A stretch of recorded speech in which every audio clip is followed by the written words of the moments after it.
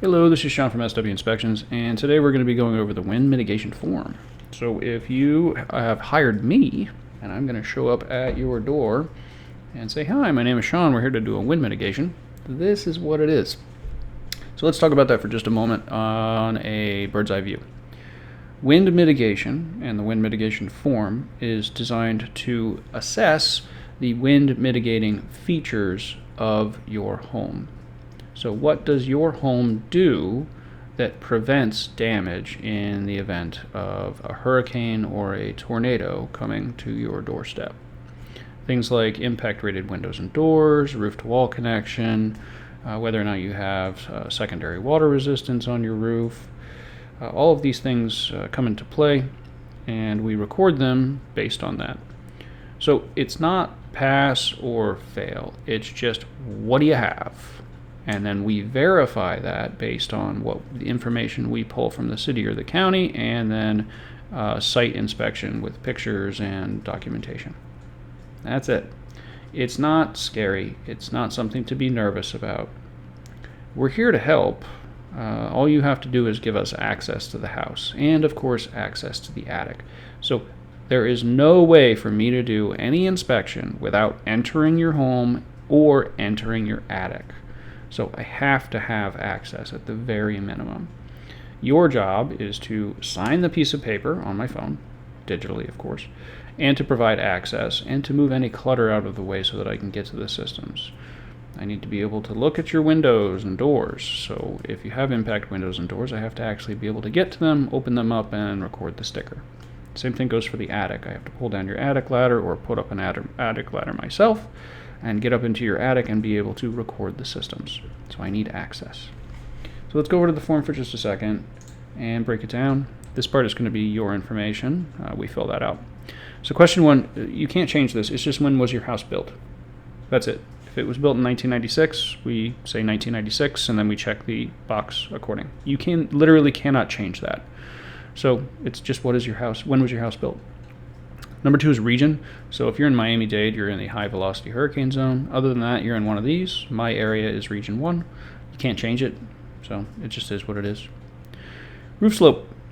This is the slope of your roof. So flat roofs act more like a wall. Sloped roofs don't.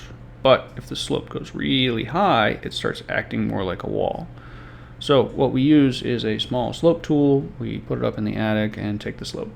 It's either at or above 612 or under 612.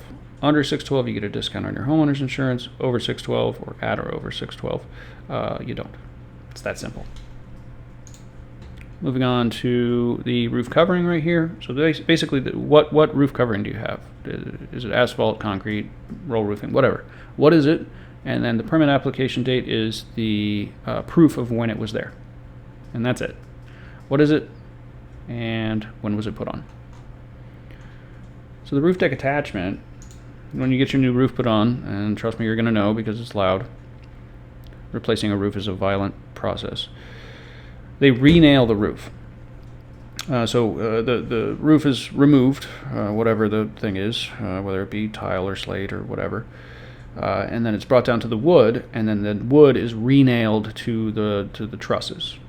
When they do that, they bring it up to the modern standard. So when we go up into the attic, we're using a metallic scanner and scanning the truss to get the spacing, and then we're also getting how big the nail is. So it should be an 8D ring shank roofing nail because that's current code. So we just simply verify that and take pictures of it. If you have a modern roof, you're going to have the right things here. So roof-to-wall attachment is how your roof is actually attached to the structure. So you've got a wall and you've got a roof. And right at that connection, there's a reinforcement. It can be various different things. Current code requires a metal reinforcement. If it's a concrete house, it's going to be into the concrete and then around the truss. If it's a wood frame house, then it's just going to be on the top sill and then on there right there. So that commonly known as Simpson strong ties or hurricane clips, H-clips. There's lots of different names, lots of different ways to do it. What matters is that it's there. We go up into the attic, take a pole camera all the way over there, take pictures of it, and record what you have. If you have a clip or a strap, you get a discount. If you don't, well, there's an opportunity to improve. So either your clip or strap doesn't meet the minimum requirements for a discount, or you have nothing at all if you've got an older house, 40s, 50s, 60s Florida homes. And I can always recommend a contractor for you to upgrade it and to save money. This is a big one. If you don't meet the minimum requirements for question 6, you should definitely be updating your house because it will pay for itself. And we can talk about that while we're there, if necessary. Roof geometry is sounds complicated, but it's actually pretty simple. What you want, and you can't change this, it's just the shape of your roof. You want sloped in all sides. You don't want gables, because gables act like walls. So we measure the roof while we're there, or via satellite via Google Earth. And if you're interested in that, there's another video on my channel about that.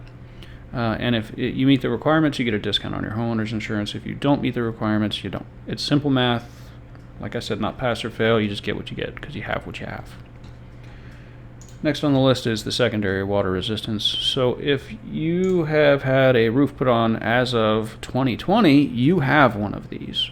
It's either a peel and stick, which is that blue membrane that you put on the sheathing itself, so the plywood or OSB or whatever. It goes directly on it. It's peel and stick. And that's dried in once that's put on, and then the county or the city comes out and they go, okay, dry it in good, you can put the covering on. Or they have double tape over, which is what we see in zip systems, which is a fairly new system that builders are using now. Or we have the double layer, which is kind of the cheap option, but at least it's better than nothing. So 2020 or above, you've got this and you save money. If you have a home that has a roof that's older than 2020, so you did it in 2019 or before, you had the option to install these systems, but it wasn't required. So if you went above and beyond and put that sealed roof deck on there, hey, good on you. You spent the money and you get a discount. So that one's pretty straightforward. Opening protection. Okay, so this is the one that scares everybody. So let's have a quick conversation about opening protection. Basically what the form says is that anything that is glazed, and when I say glazed, think glass, anything that is glazed has to be protected with a shutter or be impact rated itself. So every single opening that has glass in your home has to be impact rated or have a shutter or other system that is impact rated installed. If you have that, you get the A level, which saves you money. And it's basically either A or nothing. You either have everything or you don't. So if you have one opening that isn't protected, or we can't prove is protected, you would miss out on that insurance discount. And this one, just like the roof to wall, is also a big one. So if you're doing upgrades on your house, this happens quite often, where somebody says, hey, I just got all new windows. Please come inspect my house so I can get the discount on my homeowner's insurance. And we go there and there's one opening. Maybe it's a skylight, maybe it's glass block, maybe it's a window that was inside of a door that they just decided not to replace. You don't get a discount. It's all or nothing because it has to do with the building envelope.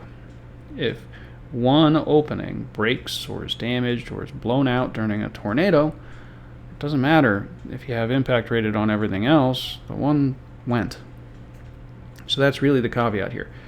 Everything has to be protected, all or nothing. So we simply walk around the property and we make sure that all of the openings are protected. And then we fill out the form based on that. And this looks really complicated, but it's not. It's basically, do you have A on your windows and doors that have glass? Yes or no. And then for the stuff that doesn't have glass, is it protected? Yes or no. If the answer is yes, you get A. If the answer is no, you get X. If the answer is A, you save money. If the answer is X, you don't. Not pass or fail, simply what do you have? And remember, if you are not quite meeting the requirements of a discount, we can always connect you with a contractor that could bring you up to standard and get you a discount on your homeowner's insurance. Please talk to your insurance agent about this because they can run the numbers for you with and without really fast And you can say, oh, okay, if I spend $1,000, I'm going to save $1,000 a year. Makes sense. They are your resource for this. Ask questions, you'll be okay. The rest of it is paperwork nonsense, and you're going to be required to actually sign the report. We do that digitally on my phone, so I'll hand my phone to you and say, hey, sign this. And this is basically what you're signing. You're saying that I can do the inspection for you. I hand you my business card, you know who I am, you sign it, and we're done. Below that, we put all the pictures in. So that's it. It's not scary. It's not something that you have to be nervous about. It's not something that you have to lose sleep about. It takes a half an hour. We come to the home, we look at what you have, and we prove what it is and when it was installed, and making sure that it is up to modern standards so that you can get a discount on your homeowner's insurance. If you haven't done a wind mitigation, you should. Some insurance companies will not require it, but if you don't do it, then you may be missing out on potential savings. So hopefully that demystifies the process a little bit. It's not that complicated. It's me filling out a form and taking pictures and petting your dog. So if you have any questions, feel free to reach out. And that's it. Hopefully I helped. Have a good day.